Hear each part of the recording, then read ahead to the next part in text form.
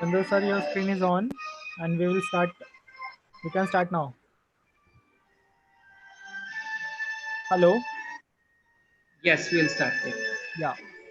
And Anup sir we is are, there, right? Yeah. yeah, we are live on YouTube also. Okay. Okay.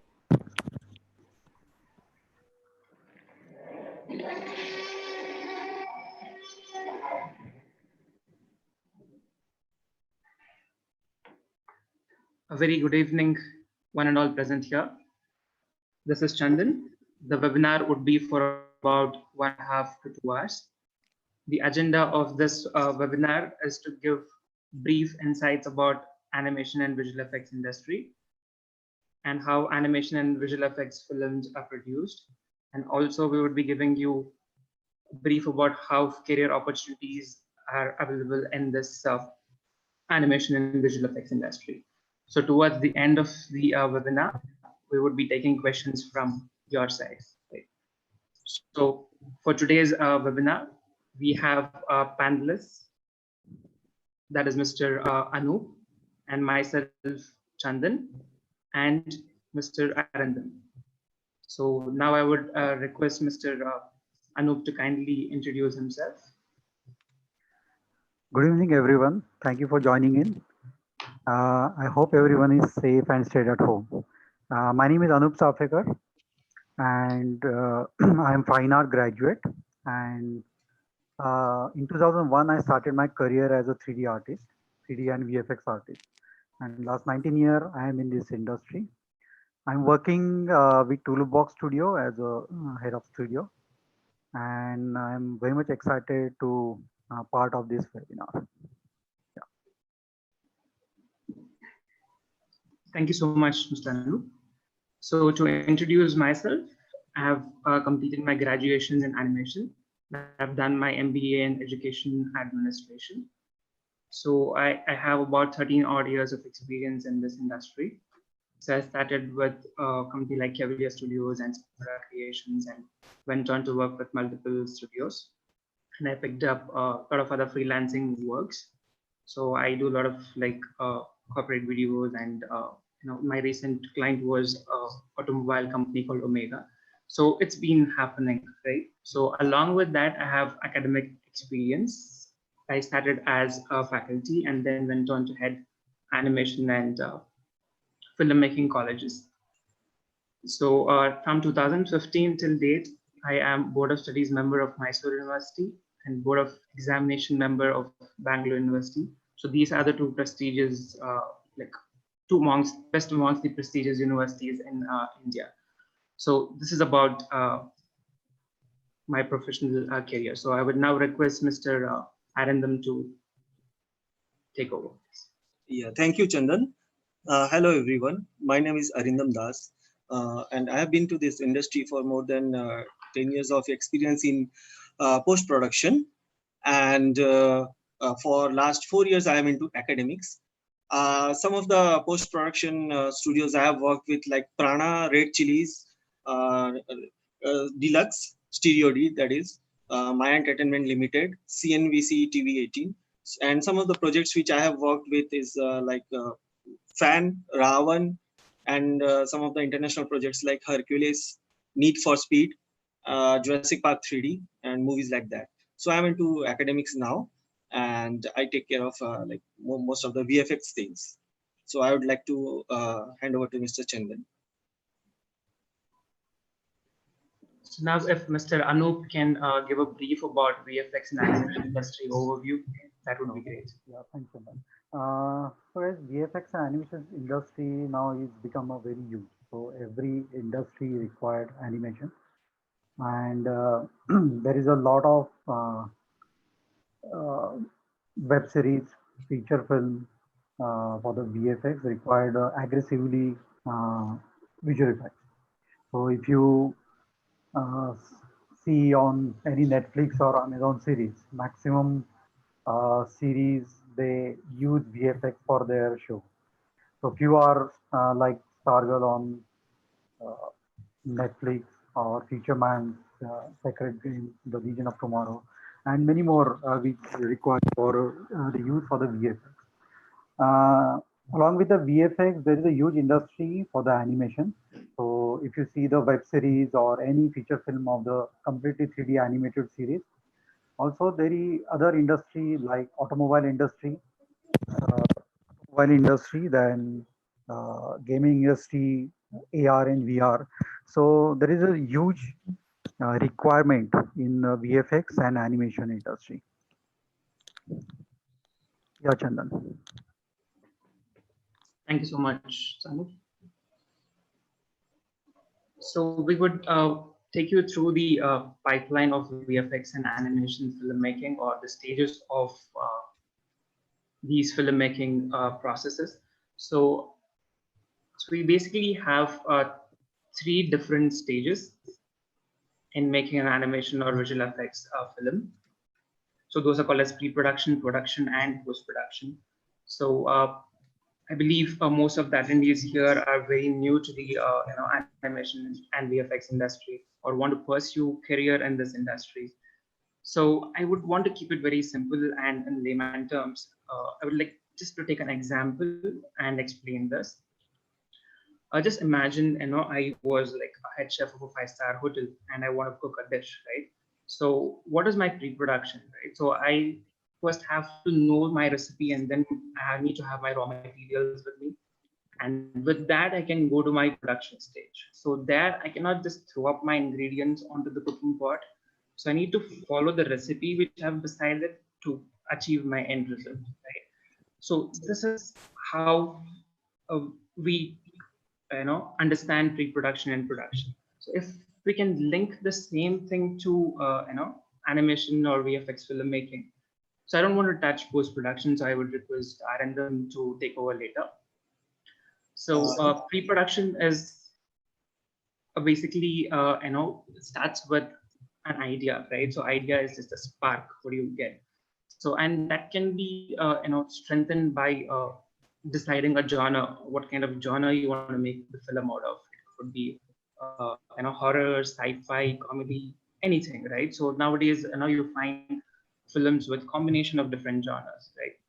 So later on you went on to go on to establish your concept, where it just strengthens the whole idea what you generated. And once the concept is established, so you start adding more details to your the whole thought process of making a film. So that's nothing but your story. So what we do is we break down into three major stages, that's called as 3-act structure, where we introduce characters in the beginning, we introduce locations and whatnot. So all the establishments happens there. Towards the end of the plot, we create a small problem, and in the next act, what happens? You try to resolve it, and it becomes more dramatic, and you end up facing a lot of more problems, right? And towards the end of the film, that's your resolution or the climax stage. So there are a lot of complications can be made with climax also. Let me keep it simple. So we just give resolution for whatever problems you have created, right? So that's about stories. Then it goes to a script stage where you go more details. You talk about scenes, shots, dialogues, everything, right? So till here, it was a written form. So from the next step, it's your, the visual representation. So what we do here is we sketch out the entire story called as thumbnails and storyboards. So it's always said, visual medium is the most powerful medium, right? So entire story will be visualized in the forms of pictures, series of pictures for every scene and shot. So we will know how my entire film would take a flow, right? So that's your storyboards. So it's nothing but your comic strips, yeah. So next will be your character designs, where we'll have to design whatever characters you have in the film. It could be main character, it could be supporting, so everything has to be designed. So we usually do it in the front view, right? So what happens in the front view if you do it, you don't get to know the volume of the character, if it's a fat guy or it's a thin guy. So later on, what we move on to do is something called as character model sheet, where we know how your character looks in various different views, that we get to know how fat or how thin that guy is. Right? So in the model sheet, we also give like the expressions what your characters will, perform in your film. Like, it's very furious, or gives a very cute smile. So every individual has its own way of, expressing himself, right? So that has to be defined. Right? So that's your character expression sheet. After that, we move on to give, designs for props, backgrounds, everything, right? So animation is something which requires an out of box thinking. So you cannot be having what you see in the real world. You cannot just replicate the same thing in animation. So it's something which people wouldn't have seen earlier. That's what we have to create, right? So that's why we have to design everything. Once all this is done, so we go to the last stage of pre-production, that's called as animatics.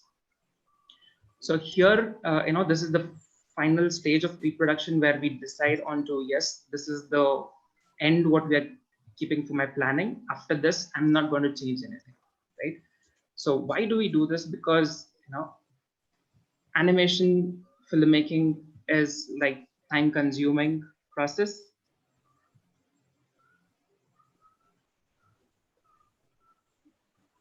Animation filmmaking is a very time consuming process, and you cannot afford in having extra shots to be made in the production stage.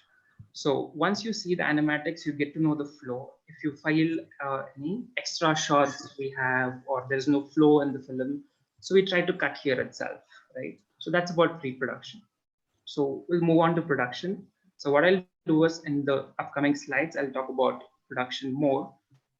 So we have various kinds of productions. Like if you decide on to make a 2D animation, so that has a different set of process, where we use specific softwares for it. Then we go for 3D animation. So we have stop motion. So we will go stage by stage in the later stage. So now I would request Mr.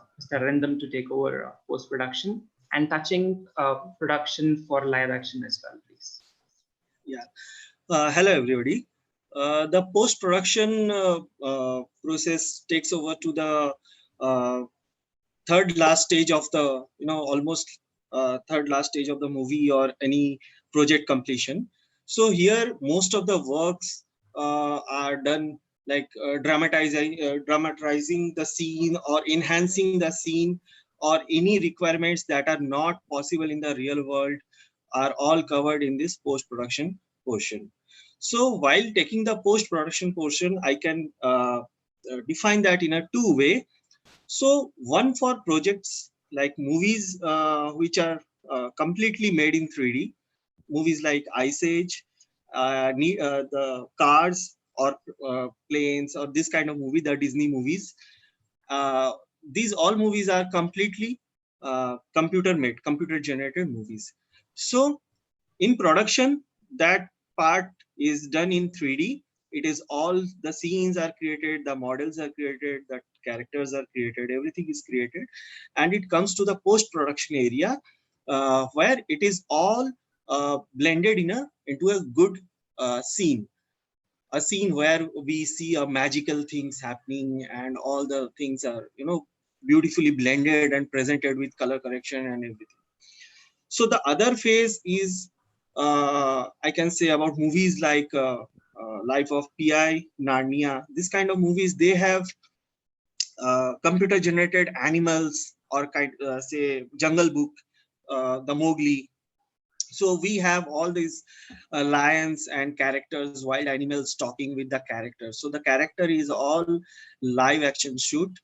It is all shot on the location during the production phase, and later on, this simultaneously the lion or the characters which are interacting with the character, those are made in 3D softwares in the production phase.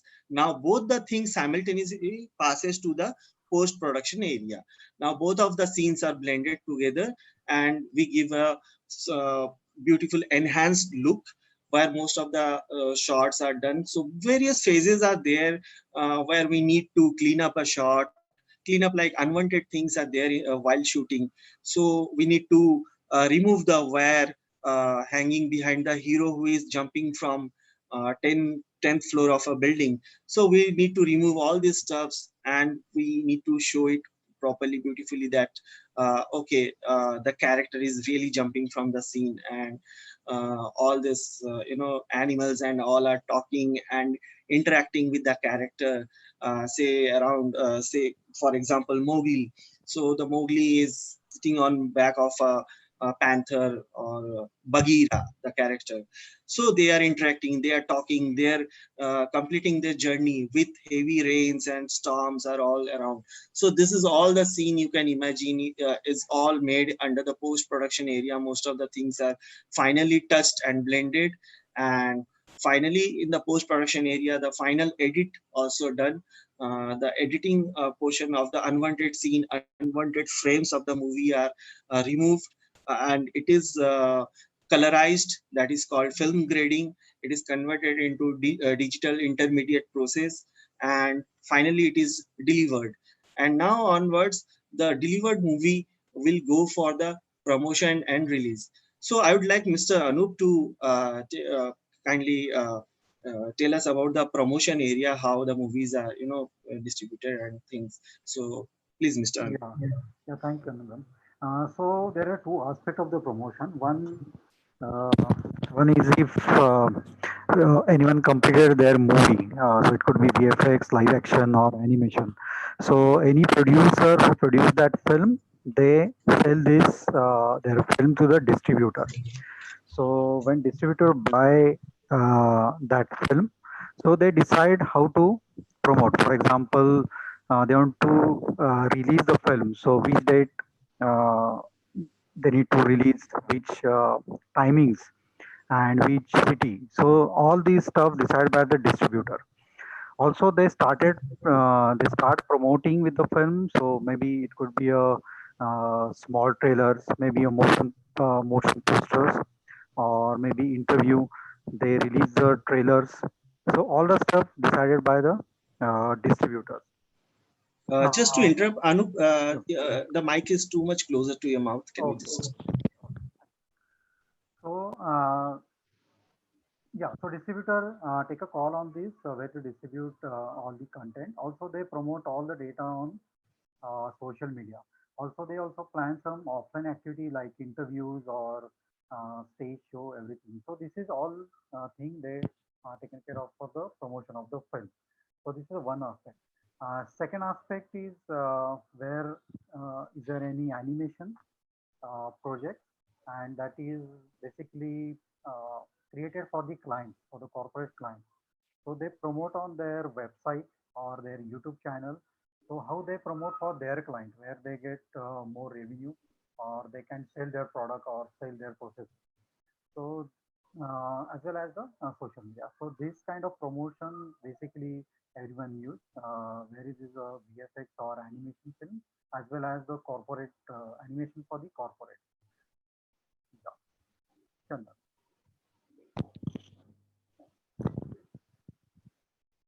So there are some QS questions are arriving. So I just wanted to tell you all that we'll be having a QA session. We'll be answering your all the questions in a while. So let us go through the PPT first. Hand over to Chandan, please. So request all attendees to kindly post your questions in the QA section only. Do not post it in the chat section, please.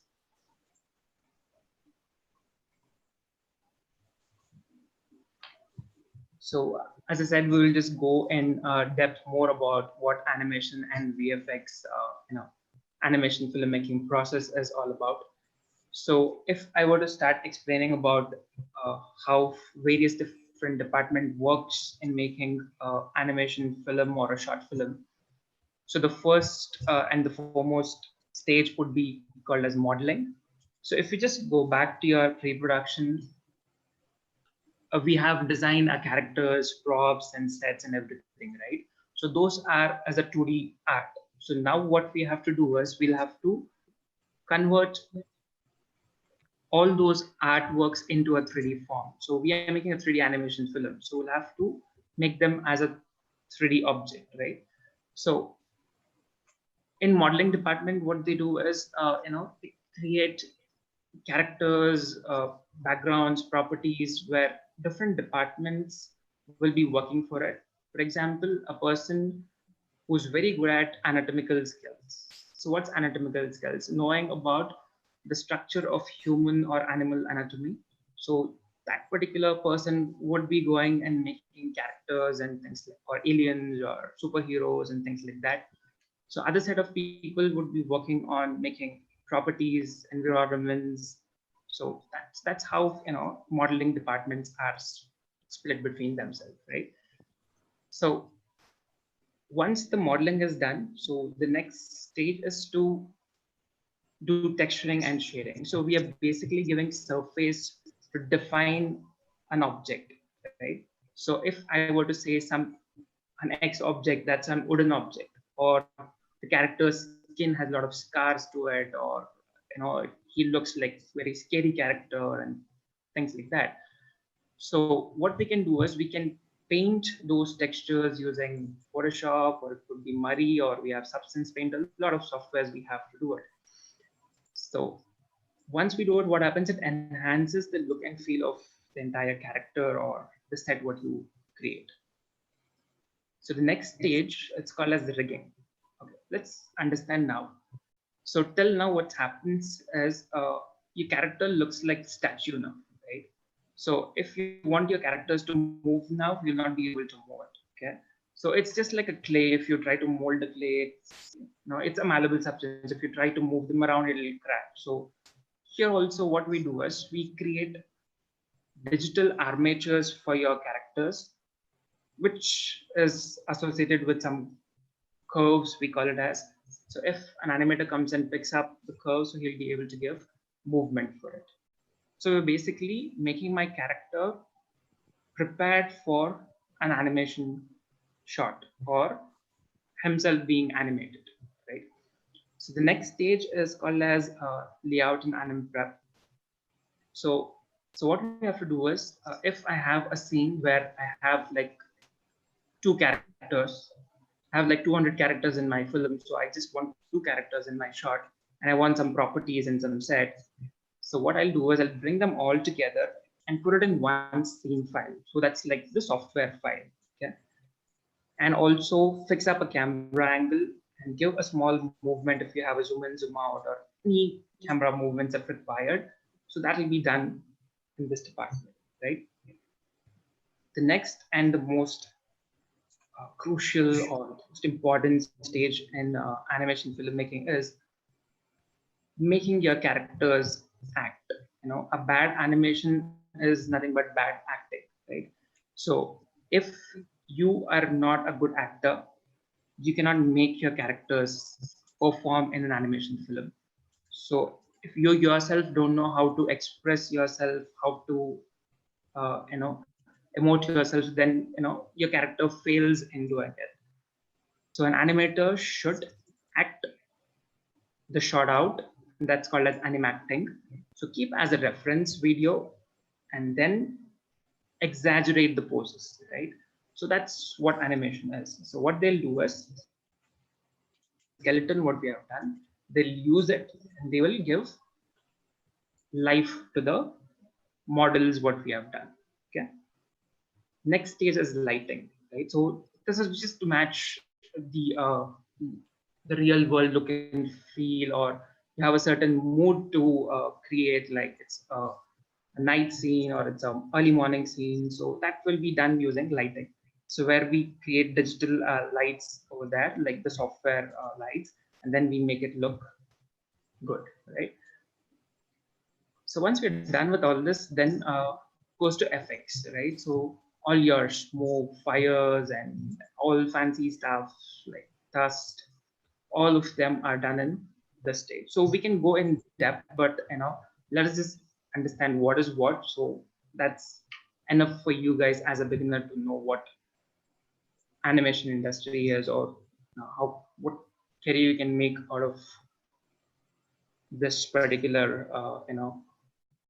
course or a program, or if you want to come into this industry, so how will you have a growth in this industry and all that. So the last stage is the rendering. So here, whatever we have done in the previous stages, so we'll have to take an output from the software. So that's called as rendering. So we have various different passes to do it, right? So we have call it as occlusion pass or color pass, shadow pass. So to give a lot of depth to your entire uh, final output, the final movie, what do you see? So we render them in various different passes, right? So if you understand this, I think you have got the basic understanding of how pipeline works. All right. So modeling to create characters or sets, texturing to make it look good, rigging to make it move. Layout is to bring all the elements to a particular scene. Animation is to bring characters to life. Lighting is to increase the look and feel of the whole scene. Effects is to add, fire, smoke, dust kind of uh, effects to the whole scene. And rendering is to bring in final output for the whole movie from the production stage. So from here onwards, it goes to the compositing stage. We have CG compositing. I think Mr. Arindam would go in depth for it. So that's it from my side. So I would request Arindam to take over, please. Yeah, sure, Chandan.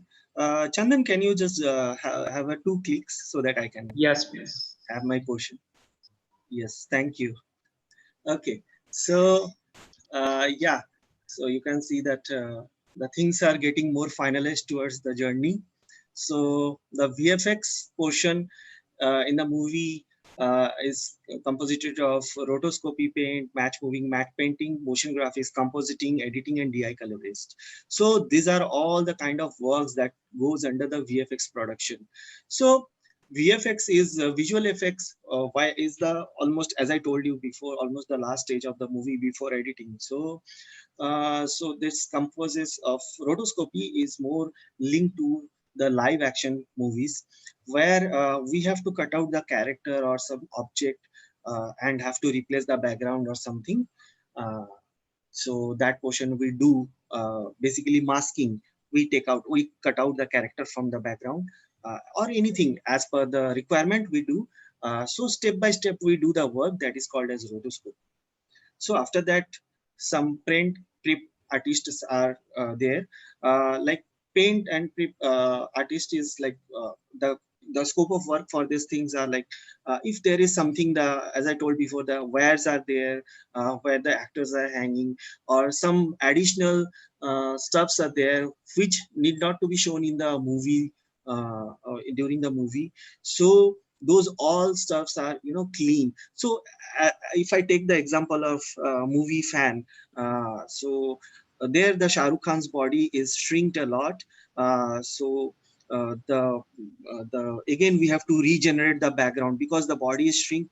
Obviously, then the background area has to be again regenerated because what is real in the real life, what we have shoot, we create in the VFX that the body shrink of a 21 years guy. So the body shrank and the backside background, whatever there was, we have to recreate, we have to paint it. We have to, so this is all the paint department does. So after that, we have a lot of things like going on for match move. Match move is like whenever we think we create a thing in 3D and we want to move it to the VFX live action shot. So what happens in live action shot? The camera moves, the camera rotates, the camera shakes, and different type of movements are there. So in 3D, before we create the 3D output or the character take out from the 3D character, 3D software and blend it to the live action, we need to match move. That means we have to match the 3D camera, the fake camera, and the original camera movement. Otherwise, both the object will not move according to the live action camera movement. So these camera matching things are called as match moving things. Sometimes also we have to stabilize the shot. Like the shot is too much shaky, we need to have a bit stabilized shot. So we can do that stabilizing in the match move area also. And whatever there the will come into new points like during any object if we put it into the live action movie, we need to have a match move. So after that, it comes the matte painting. Matte painting is generally when you see there is an enhancement in the background scene. So if you see that, yeah. Sorry to cut you in. So attendees, all your questions will be answered towards the end of the presentation, right? So please be patient and get to know all the information what we have. So towards the end, all your questions will be taken up. Yeah. Keep the question there. We'll answer one by one. Every question will be answered. Okay. Yeah. So I was talking about the matte painting. So whenever we see there is a beautiful background, all the mountains and snow falling behind, and actually it is not possible to get a location like this, and you don't know if you are going for a shoot that time, say for example a romantic scene, a hero and heroine is singing a song, and the whole crew team is going to maybe some Manali, and that time the snow is not happening. So these all enhancement, for example, the song of Sanam Re. So there is all snow covered peak, mountain, trees and everything. So half of the things are to be, newly generated with creating the background, the huge, beautiful background that goes into matte painting area. So after that, we have a different section that is motion graphics. Motion graphics is the titling area where you see lots of text coming on, the hero's photograph get posterized, and it turns around, flip around, lots of logo animations. All these things are comes under motion graphics. So now comes the compositing. Compositing is taking all the stuff, blending together and giving a seamless shot. So compositing is mainly of two types. So one, as I said, the live action compositing, where you remove things, put things, CGI things. So the another compositing could be CGI compositing. That is CGI, the things which Chandan had mentioned a minute back, that different rendering passes. When you take out the things from 3D object to your movie, so what happens? That for example, there is a glass. It is having a shine. It is having some properties. It will mildly create a shadow on the table, which is a live action shot. The table is been shot. I mean, it's shooted already, and the glass is of CGI, because this glass is going to convert into a small squirrel or something, some animal. So the glass, we have to blend it on the table. So table is original, the photograph or the live action shoot, and the glass is 3D.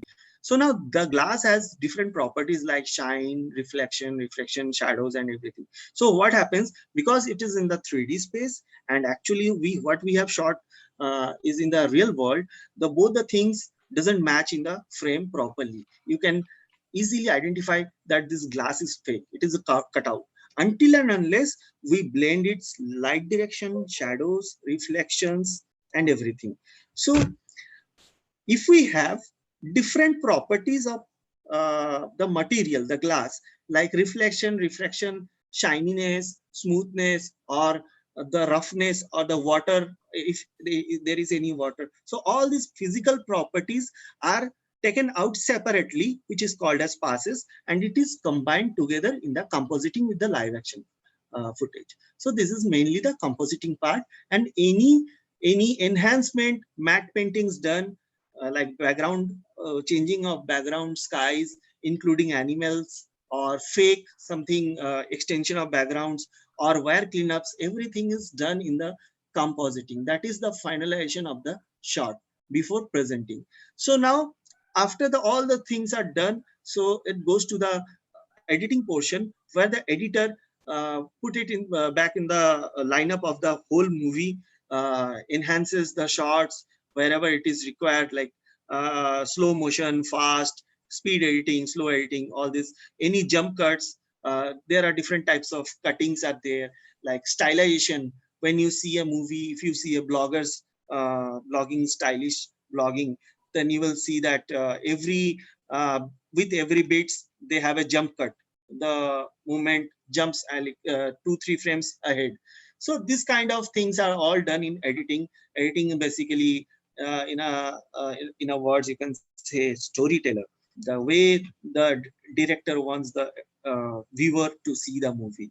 So whatever is highlighted, what we can hide, is all in the editing portion. And obviously DI colorist is the final staging, that is film grading, where we color the movie, the look and feel of the movie, the look of will it be a dark movie, will it be a bright movie. Say for example, if you see take an example of songs like Sham Hai Gulabi. So every scene you will see that the gulabi, the pink color, is highlighted a lot. Other all colors are a bit suppressed. So it is enhanced color because everything is romantic, everything, the all the colors are depending on the situation what you have. So in the opposite situation, if you say some movies like the army movie or the war movies like Hurt Locker or something, you will see most of the shots are of base color, base muddy color, because it's a war movie, it's not a romantic series. So that all the colors will be a bit faded and all this thing. And if you see a ghost movie, every colors will be almost towards more inclined towards the blue, because blue and dark and cold thing is there, because it needs to create a horror psychology. So these all things comes under the editing area. And DI colorist area, where he does the film coloring. So this is how it is done. Now I give it to Chandan. Can you? Oh, yeah, thanks, Harinder. The global industry of VFX and how big is animation and VFX industry. This I request Mr. Anup to take it up, please.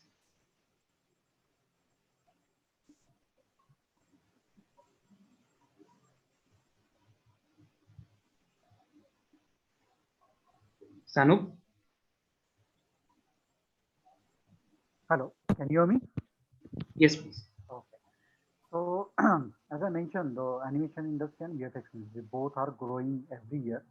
So, comparatively, last year it's increased 20-25% this year, 2019 2020. And there is a huge market which demand the animation and VFX services. Uh, there are many industries who required animation. For example, entertainment, which required a lot of VFX and animation. Then there is a IT industry where need animation support for extended processes. Then technology industry, where we can show the product animation, product with the animation. Then manufacturing industry, there is a huge industry where we required for the animation, and the healthcare industry. So if you see the trend right now, uh, there is a lot of videos created on social media, and for creating that video, it required to convey that message with very powerfully, and it should be very entertaining. Entertaining. So that's why the animation come into picture, and with the help of animation, all this industry required they use this animation technique to convey their message. If you see few years back, there is a huge growth and huge demand in India, as well as across the globe, like Europe, Asia, US, and Canada. So many people across the globe, they outsource work to the India, uh, and in India there is a lot of good skill set where they deliver international quality work, and this kind of video where it could be animation or VFX, uh, this kind of work increase more and more in the future. Like we say, there is a lot of now uh, online platform like Netflix, Amazon, Next Media. So they required a lot of video content, which is required for VFX as well as the animation. So yeah, this is a current scenario of the global industry where we required huge amount of animation and VFX. Yeah, Chandan. So we can go for the next slide. Thank you, Anup. So if you could continue and explain us about job opportunities in pre-production. So for the animation VFX, there are things. One is the pre-production, which already Chandan explained you. What is the process? Take care of for the pre-production. So as a job, you can apply as a concept artist. So concept artist basically who create the concept for the animation. So when he got the script, based on the script, he create a concept for that animation or for the VFX. Then storyboard artist, the storyboard artist basically break down all the script and he make a panel, the how animation flow, how the film flow. So he basically the key milestone or key person who converts textual script into the visual format. So this is a very important skill set with the storyboard artist. Then also storyboard board artists create a character designer. So there are many specialization artists who create the characters. So character designer is there. Then layout artists who create the layout of the animation or the any VFX scene. If you want to shoot normal film also, they need some layout for that, how the shot will execute in the future. So the layout artist is there. Then pre-production journalist. So basically whatever I discussed above, all the profiles, few artists can do everything. Like they can create a concept, they can create a storyboard. So that's why the pre-production journalist is there.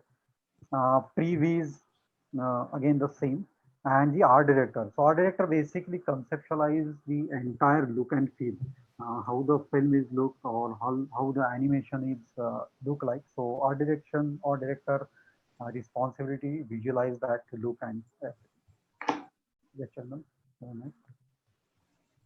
On production side, so this is more or less a 3D pipeline. So 3D modeler who create the 3D model, then animator who create the animations. So it could be junior animation animator, mid-level animator, and senior animator. So based on your experience, you will get the job opportunity. Then FX artists who create the dynamics or the water simulation, wind, fire, explosions. So this kind of skill set required in CG pipeline. Then lighting artists, so whatever the 3D animation setup is already there. So lighting artists create all the lighting and rendering. Then rigger, basically rigger create a rig for the animation. So before any animation, you need to set up a bone setup where animator can easily animate the animation based on the storyboard. So rigger is the most also important, and there is a lot of opportunity for the rigging artist. 3D journalist means he can do everything like 3D modeling, animation, effects. So this person can do each and every part. So that's why he called the 3D journalist. And then the production coordinator. So whatever the production happening on the floor or with the client side, so there is a one person or one department who is handling entire this production. So and they day-to-day coordinate with the artist as well as the manager or client. They prepare all the scheduling, communicate with the artist, whatever the feedback received from the client, they communicate to the artist, discuss with the team. So this responsibility take care of the production coordinator. So all the production department handle this kind of thing. So there is a lot of opportunity as a production coordinator or in the production department. Chandan, can you just click on the next? Hello, Chandan. Hello. Chandan, there is No, some can you? yeah, there is some internet issues. It seems. Okay. Can you please click on the other slide, Chandan?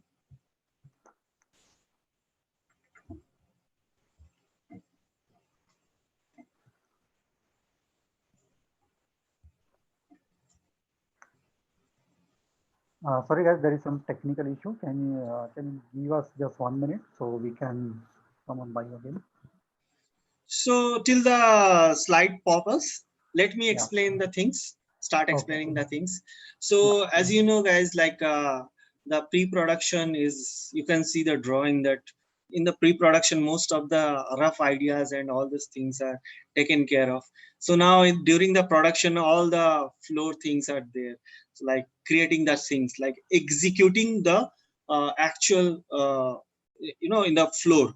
So once the things are created or the characters are created or any live action shoot, in case of live action shoot, uh, Hello. hello. Chandan sir got disconnected. Can you please share the PPT? Yeah, I'm sharing the screen. Just hold on. Shahrukh, I'm back. If you can see the screen, please. Yeah. Okay. Sir. Yeah. Okay. That's nice that you are back, Okay. Chandan. Thank you so much.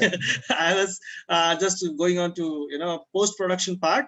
So the production things are like regarding this live action movie.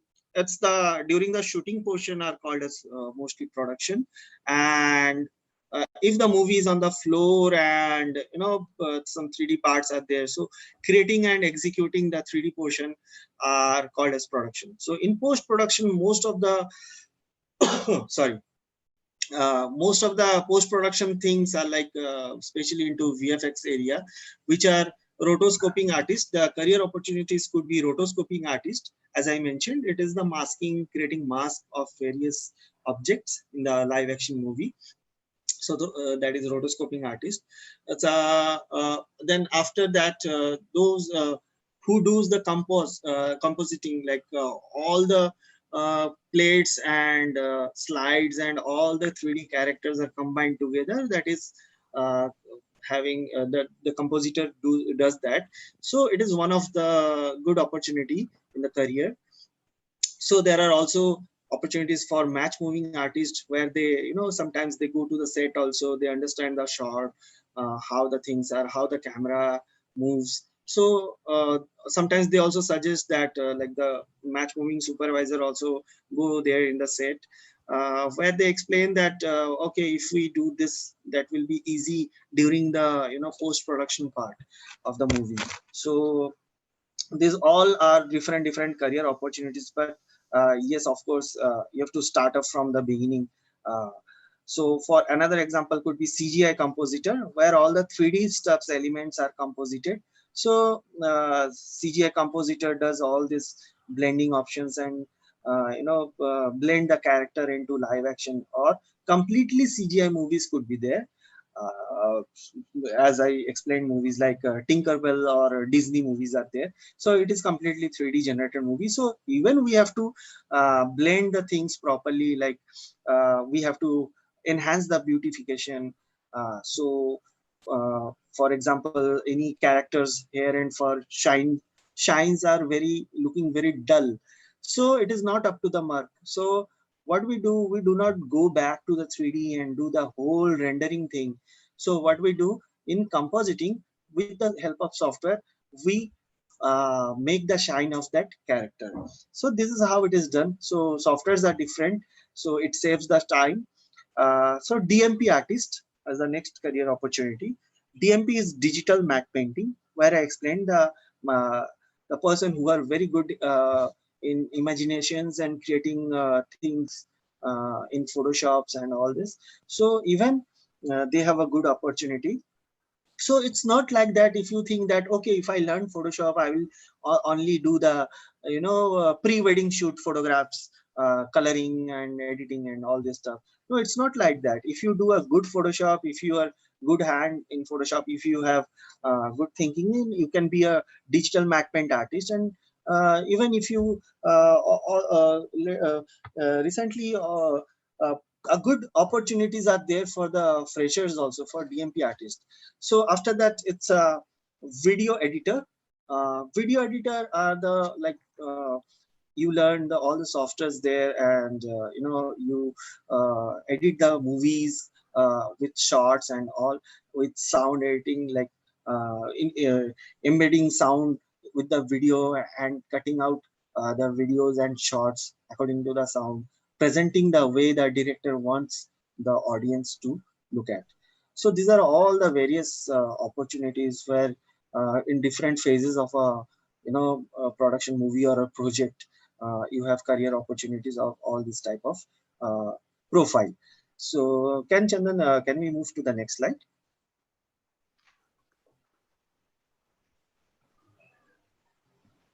Yeah, thanks, Arindam. So we would be taking up frequently asked questions. So we felt like the most commonly asked questions, so we will answer from our end. So after this, so we will take up questions. So request attendees to come up with more questions, and let's keep this a very active session. Yeah. Yes, keep the questions in the QA session only. Keep typing. We are just coming So up. the first question what have is, I'm not artistically inclined. Can I still pursue animation or VFX course? So if Mr. Anup, if you could. Yeah. Okay. Thanks, Chandan. Yeah, definitely. If you're not artistically inclined, you definitely work. You can pursue the animation and VFX course because there is a lot of technical aspect which required in the animation and VFX course. So not necessarily you are artistically skillful. It is better if you are artistic skill, but if you are not, that is fair enough. You can do the animation course as well as the VFX course. Yes, and can you just click on Thank you. next? Yeah. So what kind of skills is required to be a good animator or VFX artist? Arindam, if you Yeah, could please. yeah. Thank you, Chandan. So, if I think that what kind of skills? So basically, the skills should be you should be a good observer. Like you have to whatever you see, if you understand the the physics, the physical appearance of any object. As I said earlier, as an example of the glass, the shininess, and if you can feel that, if you can understand that, you have to be a very observant, like what is happening, like how something, you have to have a taste of good colors, and at least have some eyes to identify if why this is not looking good. So uh, like you have to have a eye for technical details also, like if this slide is looking good or not. What if if I change it to blue or any other darker color or not. So this kind of you have to think out of the box. That is the main thing, that is the main idea. Like you have to think out of the box, and you have to try and test yourself that if this is working or not properly. And mostly the most important part is observation. You have to have patience and observe carefully everything, so that whatever you observe in your life, you can, while doing the shot, while you are doing on a working on a VFX shot, you can think, and you can realize that why this shot is looking fake, what else can I do to make it look realistic. Hmm. Okay, Chandan. Okay. Yeah, and I would like to add a few things as a good animator, to be a good animator. So, few things you need to observe. First is you need to know the good acting to be a good animator. That's the one thing. Plus, you need to understand a little bit about the body weight, how the body weight works in the character animation. For example, if someone is picking up one bottle, so the how his finger pick that bottle, how the finger move, how his ball, how he stand to pick up that bottle, how his face expression. So this a small observation we need to translate into that character, and it will be a good result. You will get good result. So this kind of observation you need to do while you are animating that. And also just to add on to your answer, so if Yeah. you could just have some quick thumbnail sketched of what shot you're making Hmm. and pre-visualize that before going to the software and sketch out the poses what you do. So that would help a Correct. lot to pose your characters. So, Okay. so why join a college when there are online content which are available for free? Okay, so I think I would wish to take this up. Sure. So yes, there are a lot of online content available. So various different platform provides enormous content. But as a beginner, so you wouldn't know what's correct way of doing, what's wrong way of doing, right? So what happens is some people might not have experience. They just start uploading videos. Their methodology might be very complicated or a lengthy process. You start following, right? So because you don't know what's correct, what's wrong. So what happens when you come to a college? So you have the experience along with you. So we have learned with our experience, so what's correct, what's wrong. So that matters a lot. So second point is the teamwork. So animation industry or VFX industry or any filmmaking process as such, it's a teamwork, right? So if you take up an online course, somewhere you will lack with that team management skills or how to work with the team, right?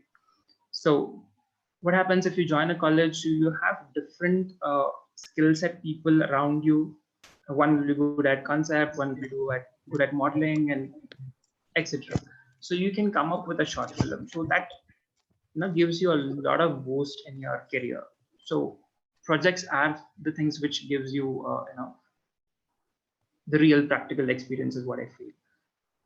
And the other one is our industry is equipments are need as a lot. So we would require cameras, lights, chroma studios, really good systems for rendering or simulation purposes. So as an individual, it would be difficult for one to afford. So once you join a college, what happens, all that is readily available for you people. So that's the biggest advantage. And if I am a recruiter, okay, so if I have a student, if I have like a candidate who work is really good, so both works are equally good. And next step, what I would do is I would look for their qualification, right? So if a person has self-taught or learned from online, other person I have who has done his degree, right? So for me, I would opt for a degree student. It's just because, if I'm specialized in modeling, right? So if there's a project and modeling process is completed, so I'll be idle. So company would look for a person who has that multitasking skills, right? So I know that a degree student would have learned every aspect of filmmaking. So he knows every nook and corner of how this filmmaking process works. So it's an advantage as a recruiter for me.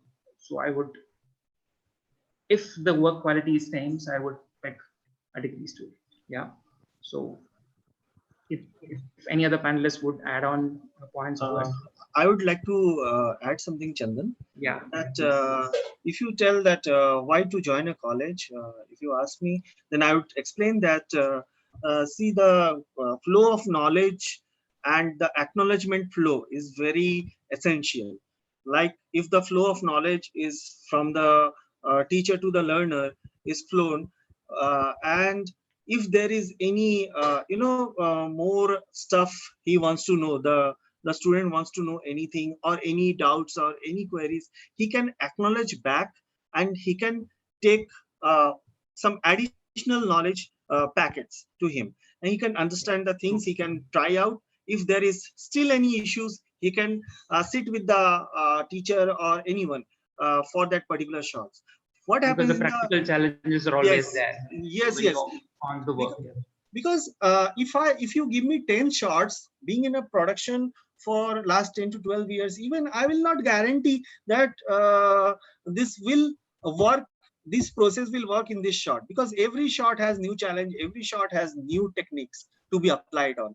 So what happens when you go to a YouTuber or any kind of online classes available, what they do is they are already, they know that they have to take the class, they prepare such a way that those footage or those examples will be very nice to apply that process on. But when you come back, when you see the video, when you come to your own shot and try to do that thing, that time it doesn't happen, because sometimes it happens that to make the process smooth, they keep those footage which are easily they can do that example, they can show that thing to understand all the peoples.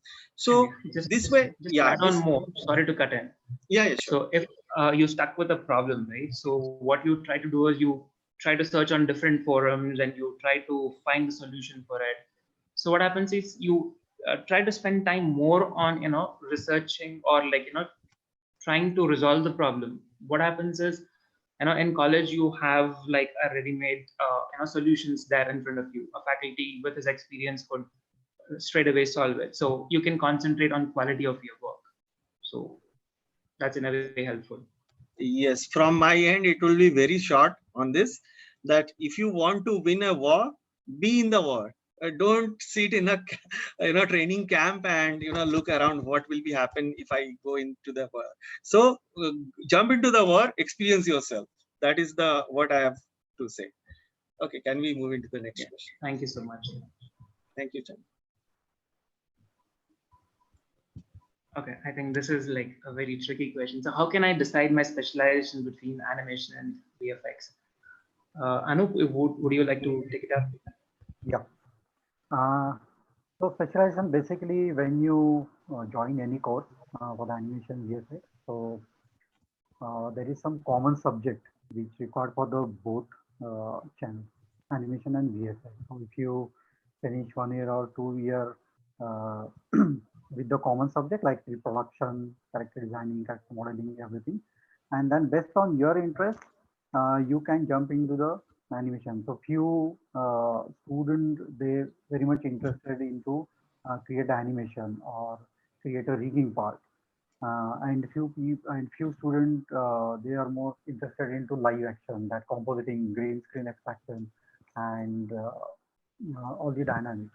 So if you take few common subject or if you finish some common subject, then you can decide where you go to the animation or go to the VFX side. So yeah.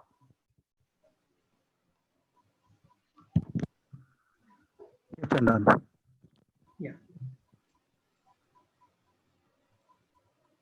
What does a recruiter look Yeah, for? so recruiter in a showreel? basically, yeah. So when you create your showreel, basically the recruiter see the how the work you compile your work together.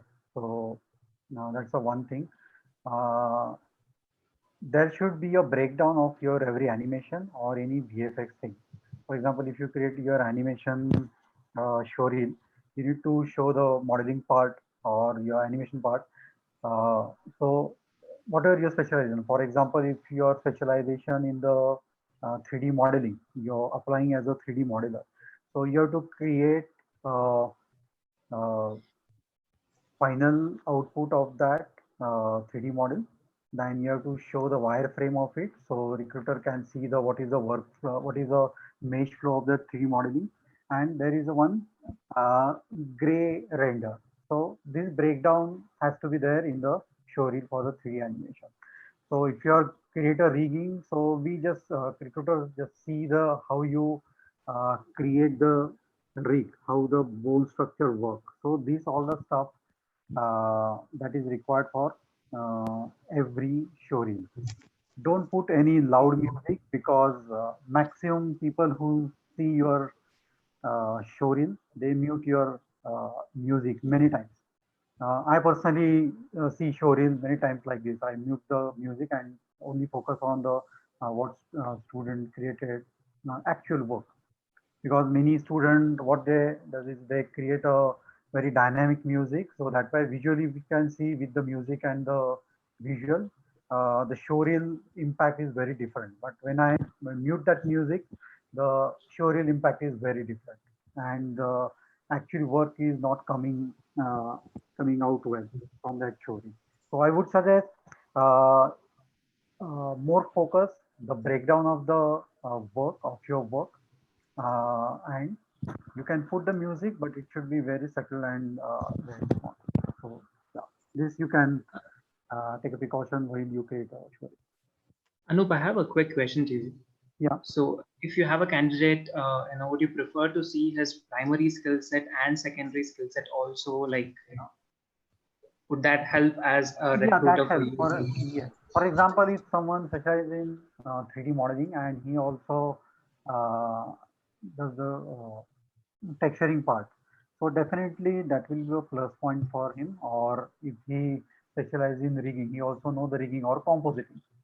So you can put that thing. You can create specific section in your showreel. So this is modeling showreel. This is a compositing or animation shows.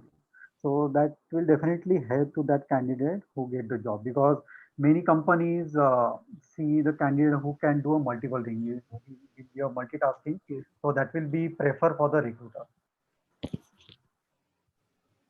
Yeah, thanks, Anu.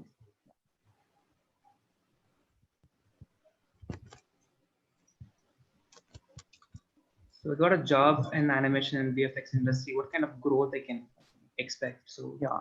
So Arindam, who would anyone? you Yeah. think? Yeah. No. Yeah, if Anup, you want to. Okay. Okay. So anyone can, if they get job as a fresher. So first, they need to join as an intern. Many studios they hire as an intern. Then you become as a junior artist. That's the one thing. Junior artist for the after 2 to 3 year experience, you would be a mid-level artist, then senior artist, then supervisor. So uh, you need to be a patient or become any senior level position uh, as your profile. There is a definitely growth is which I mentioned previously. Industry is growing drastically, and there is a lot of requirement good skill set artists in this industry. So if you keep a patience, and I would suggest if you focus one channel like modeling, you become a good modeler, or you become a good rigger, or good compositing artist, or good dynamic artist. So the artist should know entire pipeline, but he should be specialization in one thing. So it will be easy to grow his career in that part. Anindam, do you want to add anything about? Yeah, I would like to add that. See, this is something you have to, with your experience, you have to earn. So when you get a job in animation and VFX industry, first initially you have to understand a lot of things which are going on around. You have to understand the ins and outs of every project. Every project there is a every project and every studio or every job. You will have different role. You will have different profile. You will have different type of pipelines processes. So you have to understand. You have to be very you have to be very patientful with all your corrections. See, I have seen lots of good artists who can perform very well, but they are very arrogant, like they are very kind of they don't want corrections. They want whatever they have done, it should be the final thing. So this kind of things has to be avoided, because see, there are every time there is a chances of improvement, and if that is not up to the mark of the director or the supervisor, then there is something that is really needed to be changed. So this kind of psychology has to be there, and keep your graph always high. Like keep set your benchmarks. Like if you achieve till this, the next time target higher, more higher. This is how you grow in your life. Otherwise, if you get into a stagnant position, the whole other people, the competitor will grow up, and you will still be in the same position after 10 years or so. So this is how it works. And if you give a consistency, maybe you could be hired as a junior compositor or a rotoscope artist or a junior modeler. So if the other person sees that you are consistently getting into a good job, and you're delivering, uh, you maintain your commitment, whatever you are doing, you understand the deadline. So that time what happens that slowly and gradually, you won't understand, but slowly and gradually the higher authorities will bring you up step by step. because this is not something like you pass out of a college and you get directly into the supervisor, because you earn it, because there are lots of things you experience in your life with your uh, uh, practical knowledge, that is cannot be done like just you want to get into supervisor. So this way you grow up, and there is always it is told that sky is the limit. Okay, Chandan. Thank you so much. I think it's time for us to take up questions from students. Yeah, we talked, so we'll be going on. So let's take up their questions. Sure. So we have first question. What is fourth stage? So I think we have answered. In the Yeah, that beginning, was yeah. That was just a glitch. Actually, the PPT was not showing first. So I think we're done with that. Yeah. So can I see any animation project made by CMEDU students? So this is a career webinar. So we would recommend you to attend our other webinars to get more knowledge about like student works or examples of every department what we have shown here. So that would help you a lot to know more about the pipeline or the industry. Yeah. Anyone else would like to add on? Yeah. Go for the next question. Yeah.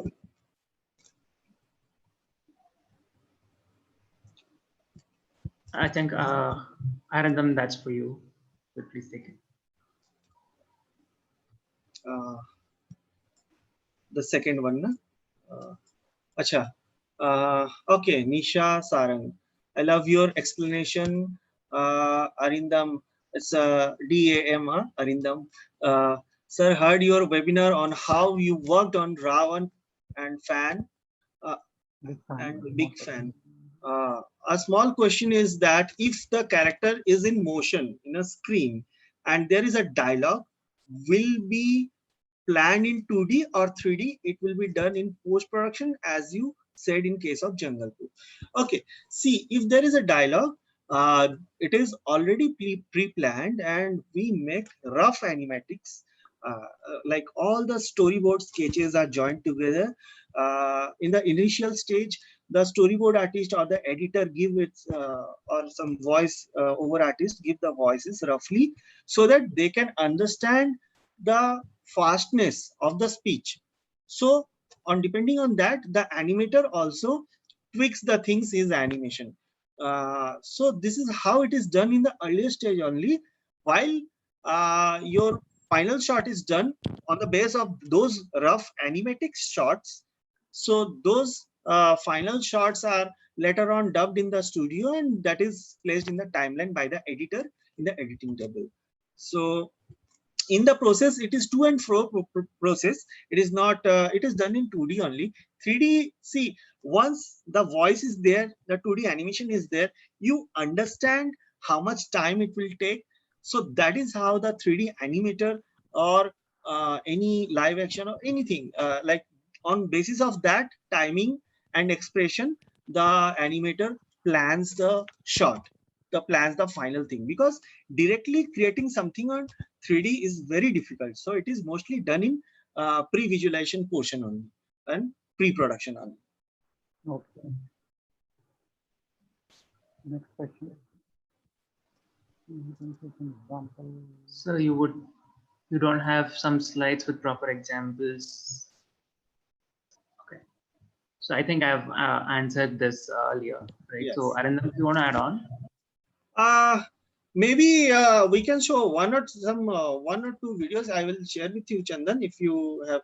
If we can show up some few one or two small works. I think if we have time towards the end, we can. Yes, we can just This is as a career webinar. Right now, as of now, we don't have slides. Like it will be same as Google. What would be the process of student like?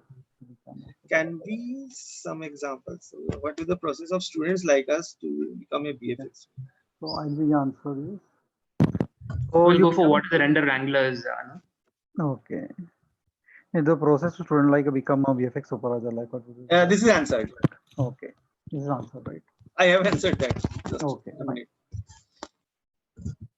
Yeah, Arindam, can you answer this question? What is the render wrangler? Yeah, the render wrangler is the part of 3D software team.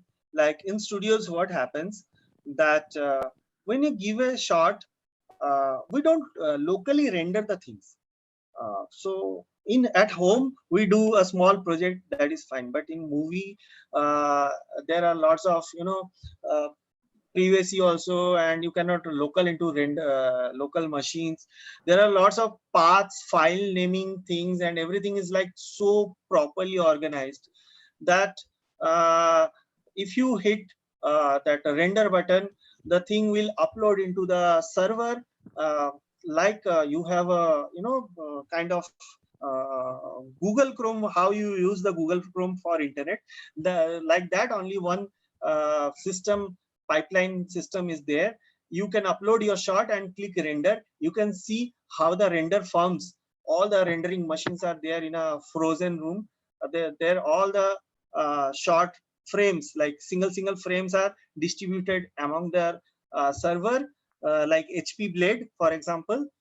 After that is rendered, uh, all these are under the observation of rendering team, the render wrangler team. So that team keeps an eye, keeps an observation on the things, supervise the things. Why this shot is taking so much of time? Why this shot is not rendering properly? They, after the render is done, they cross check all the frames, total number of duration of the shot or frames of the shot is should be equal to the rendered out of the shot. So they tally all the things, they check for the blackout frames which don't render properly from 3D or any of the software.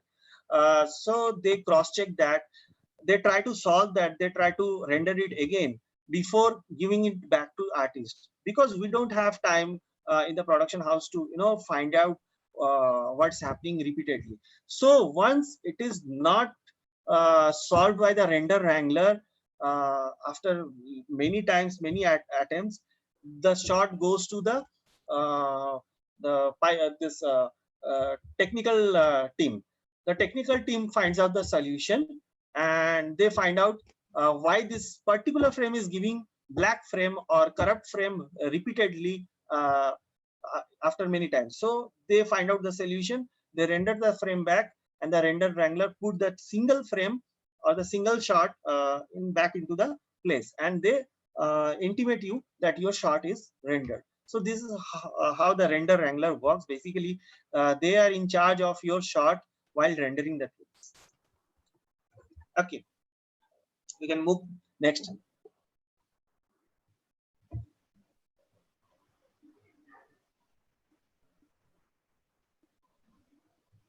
So, hello. Anup, yeah, studio. I think you could pick this up. May I see some experience and work of faculties? I guess better than a college, learning from a studio is better, is what the question is. So if you have a candidate like that, so what would you? Okay. Is better than the college learning. An institute or studio is much better. Yeah, you definitely get more experience if you directly join in a studio. But before you join any studio, or if you want to learn there, you have to at least take some basic knowledge from any small institute, or should do some diploma, and then it will easy you to grab the thing, or to learn the more thing from studio. So I would like to add that see, you might have seen what work of faculties.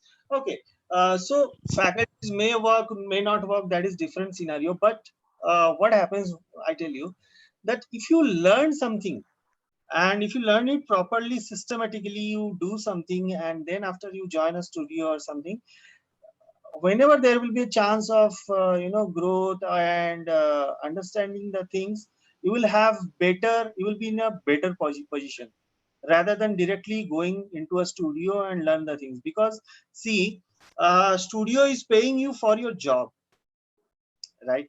So you do the job and they pay you. You cannot go into the studio and ask basic things that what is resolution, I don't know how to solve the thing. So at least college, you get prepared for the work. That is how I can explain. Arun, I'm sorry to cut in. So to get a job in a production or a studio, so they would look for a demo reel or a show reel, what Anup sir was mentioning. So you need to have your prior work with you, so then only someone will consider for you to be hired. So otherwise, how would anybody would hire you into their production, right? So they cannot afford you to train on board completely from scratch. If you have some knowledge, like if you learn Maya or any other 3D software, so if they use some other software in that production, so they can train you with that, because you would know the base 3D concepts. So it would take about a week, 10 days time for you to adopt to any other proprietary software of production, because Walt Disney or any big studios, they have their own proprietary software. So you can ask a question, sir, if they're not using what you teach, then why should I learn this? It's just the concepts, so if you learn a 3D concept here, so that is applicable for any 3D software. So that would just take about a week or 10 days, as I said earlier, right? So you need to have your work prior, so then only somebody would consider for you to take you in their production. So I think that would answer your question.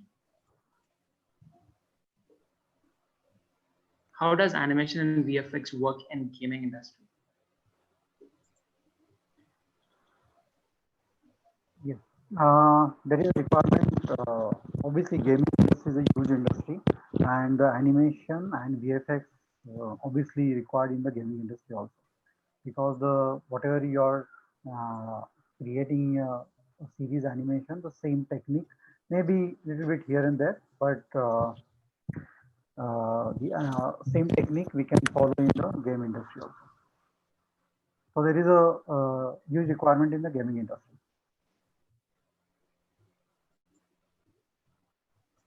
What subject we should take in 11th to be a game developer? Okay, so I think if you can take combination of computer science, that would help you to understand the programming languages. So when you come to graduation program or you want to become a game developer, then it will help you to code into develop a game, right? So anybody would wish to add? Arindam, Anu, anyone? Yeah. Go ahead. Yeah, we can go ahead. Yeah.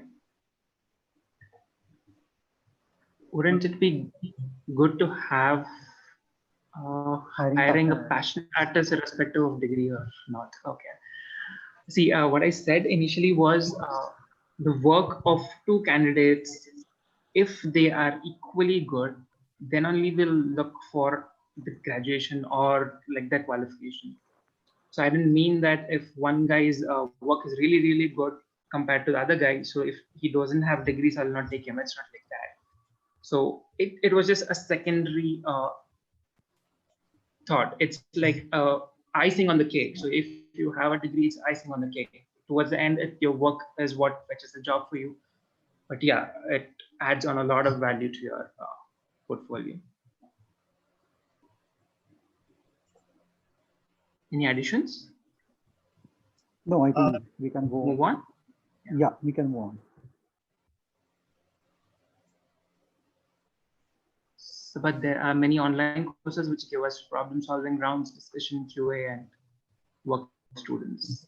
I think anyone, you both would wish to take up. Yeah, that is, you have to be wait for QA sessions and all to participate, and then actually physically what happens is like you bring up with your shot. For example, you are facing some issues due to your codecs or any issues that you cannot import that particular video in your nuke file or any other software. You bring your laptop or in the physical, if you are physically joining into a college, you come up to the teacher and show your laptop, sir, this is not getting imported. So that time the teacher sees the file that there may be something codec error. So he finds out what happens. So give me the file. If the teacher says, give me the same file, you put it into the pen drive and you cross check it. So this is how it is done, that, okay, this file is getting imported into different computer, but this is the laptop of your computer is not having the having some issues. It cannot import the file. So that time we can physically cross check that, okay, you don't have that codecs to decode the video, how it is compressed. So this is how it is done physically. But in the case of online, I don't know how you send the video, and it will be physically, somebody will not be what do the things on your laptop and solve it for you. So I think online will be always a bit difficult. uh, so this is how I think. Anybody wants to add something? Yeah, Else we'll move on the thanks, next Arindam. I question. think that's precise. Yeah. So in between, I just want to add something. Since we have questions coming in, and this is a agenda of webinar is for the guidance for the career and to tell you about VFX industry. So if anybody wants to see our students' work, would recommend you to follow our Instagram page. So we have a lot of students' works, and you will get an idea of the quality of our students' work is all about, right? So yeah, next question. Really, thank you so much for this online class. So it's very glad that you got a value addition of this webinar.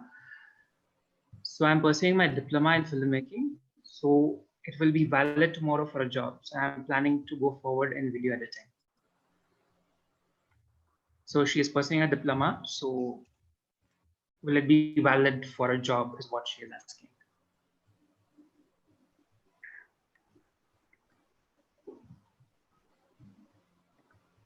Arindam, video editing? Yeah. So if you are making if you are pursuing a film diploma in filmmaking, yeah, it will be valid for a job, but definitely you have to show something that you don't have just only certificate, but you do have some really appreciable work to get a job for video editing. Yes, the basic thing, at least you should have an idea like what the director wants, because nobody in the job will make you understand, okay, it cannot be a spoon feed. So you have to be clever enough that how this understand the psychology or the flow of the director, how he wants to do it yeah, this way. Because if you see, if I compare it, for example, there are two documentaries. One is your something food documentary or something food and travel lifestyle video for NDTV or any XYZ brand. And the other thing is there is a documentary which is very formal, because it has to be done for the government of India or something this kind of. So you cannot be very spicy on those edits and your shots on that particular corporate video.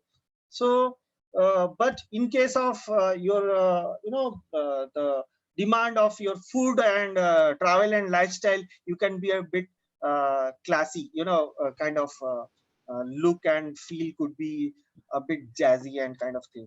So this is how you need to understand, and you have to make stories like that, so that somebody in the interviewer can understand that, yeah, you have different type of test, you can make various type of videos. At least you understand what the director. Yeah. Thanks, Arindam. Please show showreel examples. So as I said earlier, please follow Instagram page of ours. What is the average salary of VFX artists? So yeah, it's depend on your work experience. So if you join as a fresher or 1 year experience, it start from 25K to, based on your experience, is more than 1 lakh. Thank you. I think we have a lot of questions to answer. Okay. If I want to start a studio, how do I do it? What should be I ready for? that we cannot answer. Now to start a studio.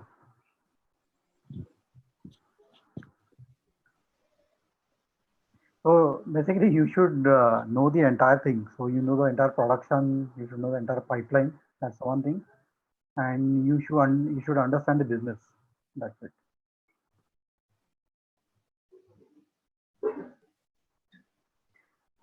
And the toolbox and CMD is same. So toolbox CMD is a different division. So CMedu is a education arm and Toolbox is a commercial arm. So it's a two different division of one company. Thanks, Anu. Yeah. Arindam, that's a question for you. Arindam sir said that it is made in post production, that jungle. The Jungle Book one. Yeah, like post production, yes, because you have to model the trees and everything. If you are talking about Mowgli example, the jungle and all, the Bagheera and that Mowgli traveling together, if you are talking about that jungle, yeah, it is all made in post production. There is no live action shot, so that is all part of post production only. But yeah, the 3D portion is made in 3D modeling portion. And in visual effects we blend the shot. I think what you meant was the CG compositing part. Yeah, I think so.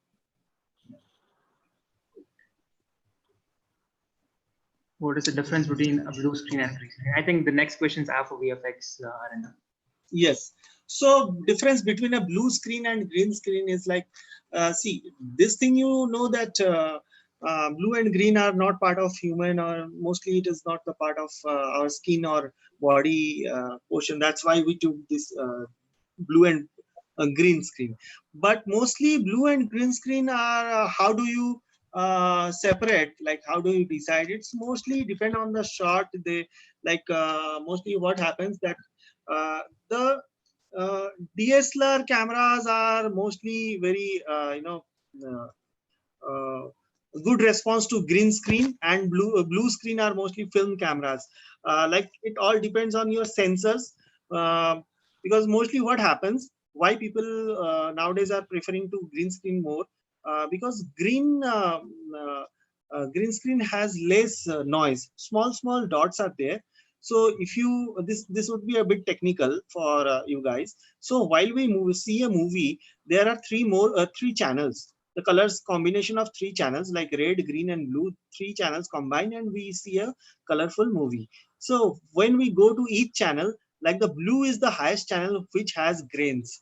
So what happens, if we take blue chroma, so that time what happens, the grains, lots of noise are there, and it will be a bit difficult to remove the edges blue colors.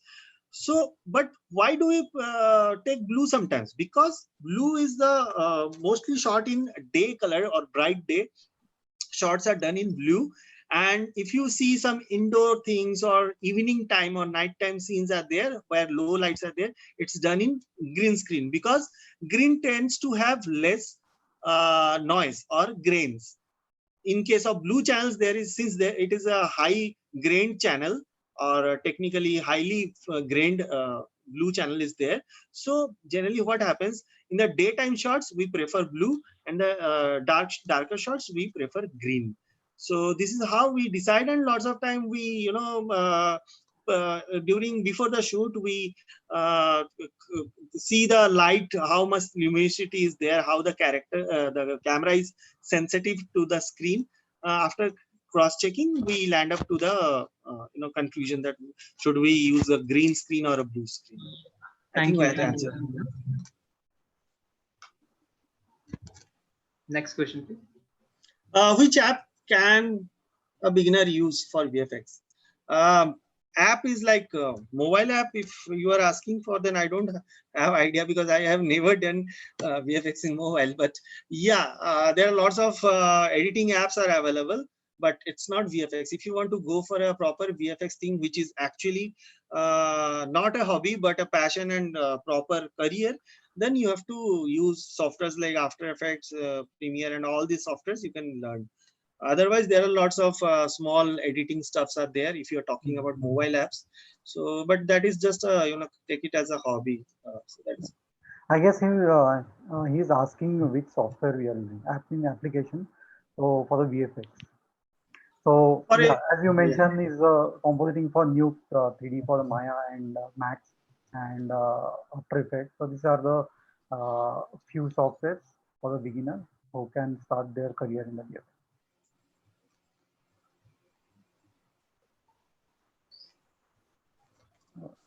I want to see your work. Okay. I think this question is not at this point Yeah. in time. Go Yeah. and I think. watch movies, Ravan fan and all the stuff, and I will give What you a is So it list. called? yeah, if you don't want to see work, so for the CMedu, they can see a lot of student work on CMedu's website. And if you want to see toolbox work, you can see on the toolbox website. So there is a lot of work on their respective website.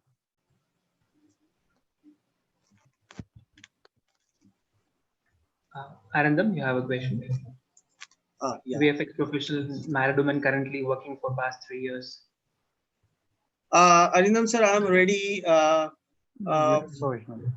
Yeah, I'm ready for a VFX professional and a married woman currently Already a working. VFX.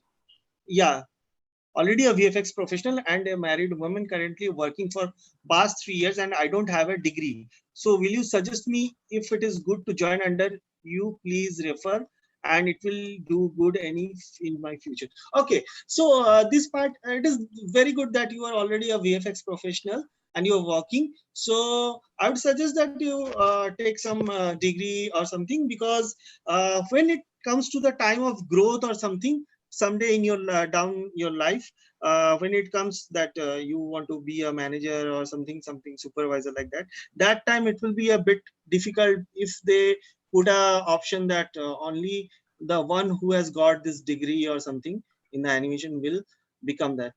It would be a hurdle kind of thing. So for the better smooth future, you can take a proper degree, and I would suggest.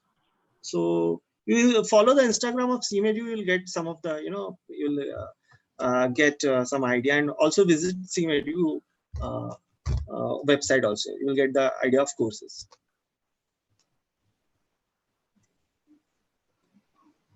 May I know which formats we use in compositing? Is it which formats? Couldn't get your question actually, Nikesh. May I know which formats we use in compositing? We use, it's not formats, we use softwares where we take out formats in various outputs. Like in professionally, if I take, if I take consider studios, we render out TGA, Targa files or EXR files. We take out sequence files, not the whole video. But if you talk about broadcast media and some of them news channels and all, you can use the direct one video MOV and all this stuff.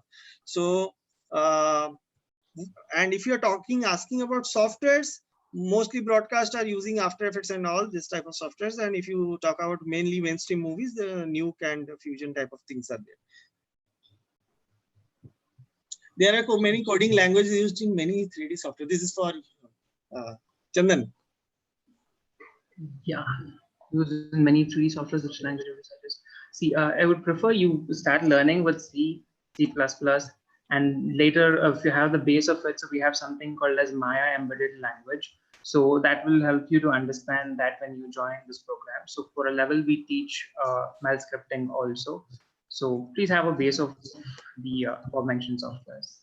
Any addition, Anu? No, I think you're clear. Thanks.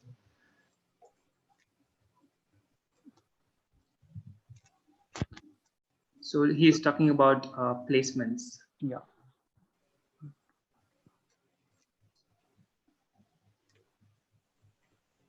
So I think we have.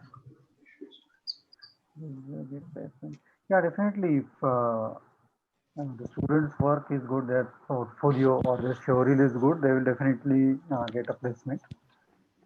And there is a very good companies in Pune, Mumbai, Bangalore, Hyderabad, and many more cities. So definitely, if their work is good, they will definitely get a job.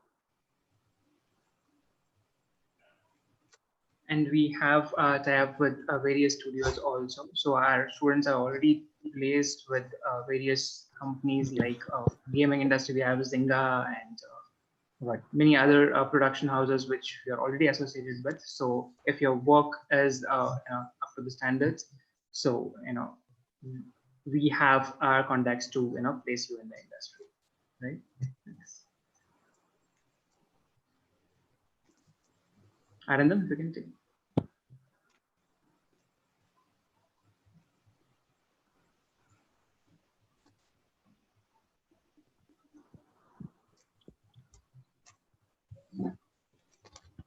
Okay, so there, uh, which question are you taking next? I think we'll leave this. There are Studio. studios teaching like Annie Brain. So what would you say in my question? Isn't it Uh, better than college or institute? I don't know, wherever you get your things. See, already you have experience. You are working, so you don't need a working thing. So if you are doing for a certificate thing, wherever you join, go for a proper degree or something. I would suggest that, because experience part, there are two parts. One is your experience part. One is your educational part. So experience part you have already into a job. So that will start flowing. But in your education part, I will suggest wherever you join, get a proper certificate which is valid across, like from proper university.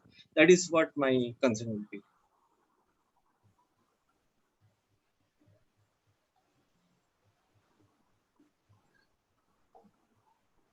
I think Anup, what you would say, we have a lack of time, so I think we can like answer a few Yeah. very major important questions which will help students to build their Okay. career in the industry.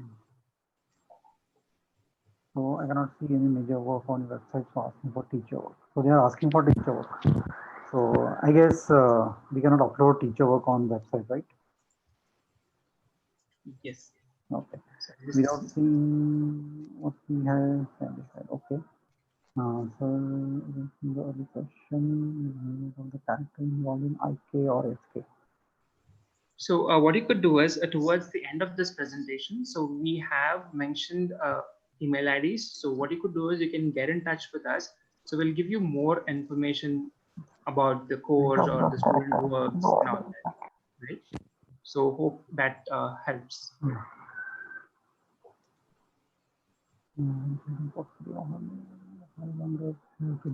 So while you're creating a portfolio in any your showreel, it should be maximum 2 minutes of video, not more than 2 minutes. So it's 90 seconds to 120 seconds. Before that, we had a question. So I asked an early question: is that movement of character involves IK or FK? So in a character setup, in certain cases, we would want to have IK and FK blending together, right? So we would have an IK FK switch. So we'll have to give complete freedom to an animator to use whichever he's comfortable to work with. So for some shots, he would wish to use IK, and in the same shot, he would like to blend between IK and FK also.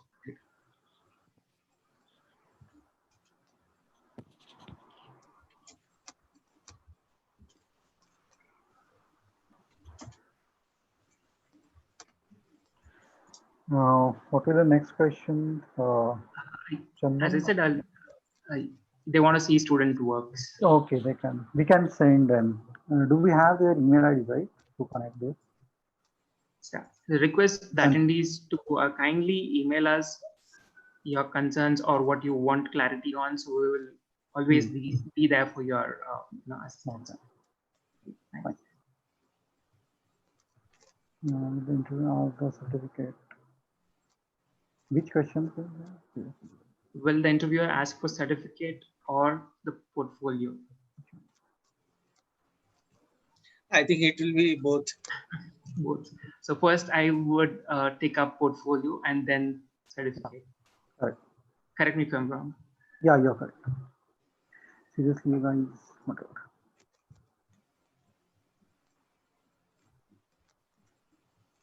I'm currently pursuing certificate course and I will be any different runs in the sense. think it's the only question which we have not taken as the students' work, right? Correct. We always, give respect to the questions what we have, and we have tried to answer our best. We have answered about 33, 35 questions, and due to the time constraints, so we already have various social media platforms. We have our students' work. Please go through it, right?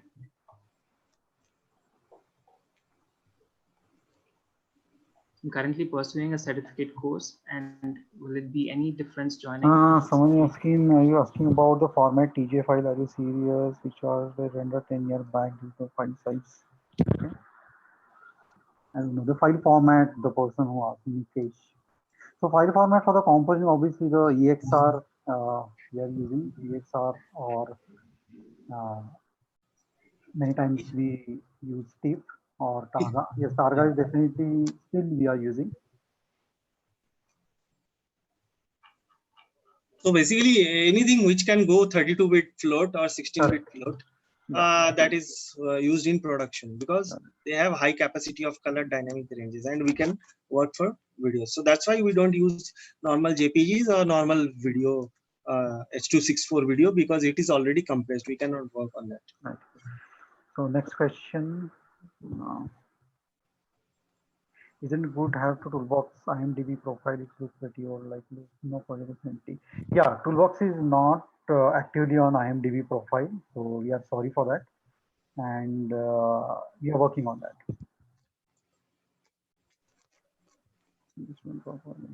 I think we can go from top. There's not a single student work on Instagram. Correct. What the 10-bit HDR? Is programming is a necessary skill in the industry? It's not a necessary programming necessary, but it will help you while you are use for the dynamics or the scripting for the rigging. So that will help you definitely. But it's not a compulsory. Yeah, it's an additional it's an additional advantage if you know programming. Okay. I think we already clear all the questions. Yeah, almost. What is 10-bit SDR? So one question I just saw. 10-bit SDR is bit is like 1 bit is equal to 2 tones of colors, 2 shades of color, not 2 colors. So if you say one bit color is equal to 2 shades of color, then you can calculate this way, that 2-bit color is 2-bit color. If 1 bit color is 2 shades of color, then 2-bit color equal to 4 shades of color. But 3-bit color is not equal to 6-bit color, because the formula is 2 raised to n. That is 2 is to 2 to the power 2. So that goes to 8 color shades. So this way you can say that 10-bit color is very highly, it has more shades of color, and HDR is high dynamic range image that can store high quality of colors in it. So you can get out of any kind of extract. You can extract any kind of this thing, your color information. See what happens. Why do we use HDR? Let me make it clear that when we take photograph, you might have seen sometimes that you take a photograph that your face is getting dark if you want to catch the details of the clouds of the sky behind. And if you are getting a proper tone of your face, the sky gets over bright. So that time what happens, the HDR image, we can separately tone up your face proper to the extent, proper extent. And the thing is like the cloud also, we can take out the information from the sky. That is why we use HDR and high bit. 10-bit, just calculate it how much colors are there. So this is how I think most of the questions we have answered. So Chandan, yeah, so shall we wrap up this session, or yes, we have answered the major parts? I think we have one last one. So sir, I know HDR in image. I'm saying how HDR works for video. So HDR, while color grading, HDR videos are more flexible in terms of color. If you are saying that, and yes, of course, for HDR, if you are talking about 3D one HDR, then HDR things we take out for the reflection and stuff like that, so that we can save our time and we can get fake reflection on 3D works. And if you are say that HDR video works, so if we tweak the HDR video, we can get a sweet spot where the dark videos are also up to the visible limit, and super bright overexposed video are also bring into a visible range limit. So that is how we do in the HDR. 3D wala HDR is the next question. Let me answer this one. What is 3D wala HDR? 3D wala HDR is HDR images are also used in 3D for creating fake reflections and all that environment. So 3D HDR is also there. Video HDR is also there. So there are two different things. Both are using HDR. And if you see in the photography also, they also use HDR. This is how, that is why, like, if you start understanding, if you join a proper class and everything, will start, because it's not possible to answer all the technical things just on a webinar thing. So you need to have a proper class for that, for every subject. Arindam, they want to know the software names again. If you can just brief, and we'll software names. So yeah, acha, software's names, no. Let me for which software, like they are asking for? I couldn't find that. I think question. they are intending for VFX software. Acha, which softwares? See, basic Photoshop is very important. It is the base of everything. Like it is the ABCD. So now after Photoshop, you understand all the technical terms and all. So you go into Flash and all for 2D animation to understand basic animation, the how the 12 principles of animation and all these things are works out. And after that, you go for small motion graphics and video editing and all this stuff with After Effects and Premiere. After that, you go for higher, advanced After Effects things, compositing, and advanced editing is there. So after that, you can move ahead with the node-based compositing high-end softwares like Nuke and all. And simultaneously also you will learn the 3D aspect. You will learn Maya and dynamics, potions, and all this stuff are there. So Maya is there, ZBrush or Mudbox will be there. So this kind of softwares all are used. So there are various type of softwares used for various type of things.